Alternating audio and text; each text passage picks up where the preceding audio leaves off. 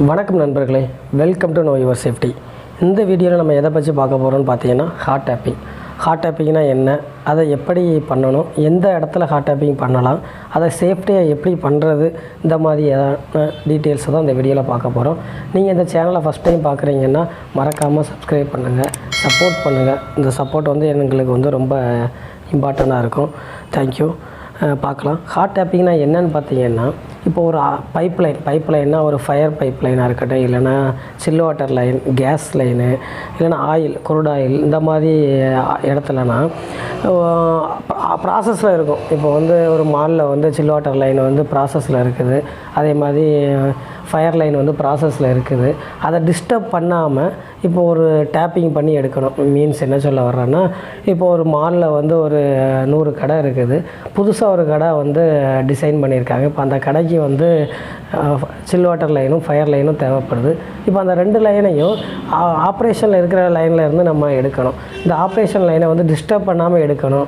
அதுதான் ரொம்ப முக்கியம். இப்போ டிஸ்டர்ப் பண்ணால் நிறையா சில் வாட்டரால் நிறையா கூலிங்கே இருக்காது, நிறையா ப்ராப்ளம் வரும். அதேமாதிரி ஃபயர் லைன் அஃபெக்ட் ஆகும். ஃபுல்லாகவே எல்லாம் தண்ணியை ட்ரைன் பண்ணிவிட்டு திருப்பி இது பண்ணணும். இதை எல்லாத்தையும் அவாய்ட் பண்ணுறதுக்காக இந்த ஹார்ட் டேப்பிங் பண்ணுவாங்க. இந்த ஹார்ட் டேப்பிங் பண்ணுறதுனால என்ன லாபம்னு பார்த்தீங்கன்னா, அட்வான்டேஜ் ஆஃப் ஹார்ட் டேப்பிங் பார்த்தீங்கன்னா, உங்களுக்கு ப்ராசஸை ஆல்ரெடி ஆப்ரேஷனை டிஸ்டர்ப் பண்ணாமல் உங்களுக்கு வேலை முடியும். அடுத்தது செலவு மிச்சம். இப்போ நீங்கள் தண்ணியை இல்லை கேஸ் லைன்னா ஃபுல்லாக ஆஃப் பண்ணி ஃபுல்லாக ட்ரைன் பண்ணி ஒர்க்கை கம்ப்ளீட் பண்ணிவிட்டு திருப்பி அதை அப் பண்ணணும். அப்போது உங்களுக்கு டைமும் அதிகமாகுது, ப்ளஸ் ஆப்ரேஷன் டிஸ்டர்ப் ஆகுது, மணி வேஸ்ட் ஆகுது. இது எல்லாத்தையும் அவாய்ட் பண்ணுறதுக்காக தான் இந்த ஹார்ட் டேப்பிங் பண்ணுவாங்க. இந்த ஹார்ட் டேப்பிங் எந்த மாதிரி லொக்கேஷனில் பண்ணுவாங்க, எப்படி பண்ணணும், ப்ராசஸ் ஆஃப் ஹார்ட் டேப்பிங் எப்படி அப்படிங்கிறத பார்க்கலாம். இந்த ப்ராசஸில் ஃபஸ்ட்டு என்ன ப்ராசஸ்ன்னு பார்த்தீங்கன்னா ப்ரிப்பரேஷன். இப்போ எந்த இடத்துல நீங்கள் ஹார்ட் டேப்பிங் பண்ண போகிறோம், என்ன size pipe line hard tap பண்ணி நம்ம அதிலேருந்து எடுக்க போகிறோம், இந்த டீட்டெயிலை நம்ம ஃபஸ்ட்டு ரெடி பண்ணிவிட்டு லொக்கேஷனை ரெடி பண்ணிவிட்டு நம்ம ஹார்ட் டேப் பண்ணுவோம். இந்த ஹார்ட் டேப் பண்ணும்போது என்ன மாதிரி என்னென்ன சைஸில் ஹார்ட் டேப்பிங் மிஷின் இருக்குதுன்னு இதில் பார்த்துடலாம். பார்த்திங்கன்னா ஸ்மால் டயாமீட்டர் மிஷின் இருக்குது, சின்ன டயாவில் யூஸ் பண்ணுற மிஷின் இருக்குது. இது பார்த்திங்கன்னா 0.5 இன்ச்சஸ்லேருந்து 12 இன்ச்சஸ் வரைக்கும் இருக்கும். மீடியம் டயாமீட்டர் பார்த்திங்கன்னா 12லேருந்து 36 இன்ச்சு வரைக்கும் யூஸ் பண்ணலாம். லார்ஜ் டயாமீட்டர் மிஷின் பார்த்திங்கன்னா 36 இன்ச்சிலேருந்து ஒரு 48 இன்ச்சு பைப்பில் யூஸ் பண்ணுறதுக்கான மிஷின்கள்லாம் இருக்குது. டிஃப்ரெண்ட் மிஷின்ஸ் மார்க்கெட்டில் அவைலபிள் இருக்குது.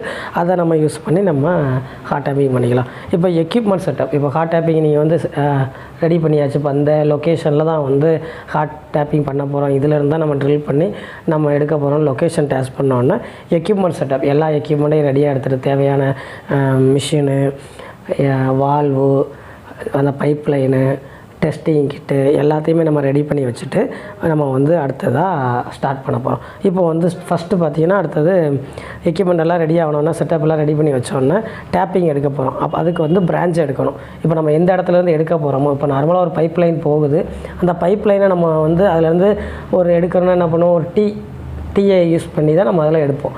அப்போது அந்த லைனில் அந்த டீயை அப்ளை பண்ணணும். டீயை எப்படி ஃபிக்ஸ் பண்ணணும்னு பார்த்தீங்கன்னா, 2 டைப்பில் ஃபிக்ஸ் பண்ணலாம். டீயை அப்படியே வெர்டிக்கலாக கட் பண்ணி அதை வச்சுட்டு ஃபுல்லாக வெல்டிங் பண்ணிடலாம். இல்லைனா ரெடிமேடாகவே கிடைக்கும். இந்த 2ஐயும் யூஸ் பண்ணி டீயை ஃபிக்ஸ் பண்ணிவிட்டு அது மேலே ஒரு கேட் வால்வு ஃபிக்ஸ் பண்ணிட்டா வேலை முடிஞ்சது. ஓகேவா? இப்போ பிரான்ச் இன்ஸ்டால் பண்ணியாச்சு. இப்போ பிரான்ச் இன்ஸ்டால் பண்ணணும், என்ன பண்ணணும், ஃபஸ்ட்டு டெஸ்ட் பண்ணி பார்க்கணும். அந்த பிரான்ச்சில் எதுவும் லீக்கேஜ் இருக்குதா, எவ்வளோ ப்ரெஷர் வரைக்கும் தாங்குது, இதெல்லாம் செக் பண்ணி பார்த்த பிறகு தான் நம்ம அடுத்தது ட்ரில் போட போகிறோம்.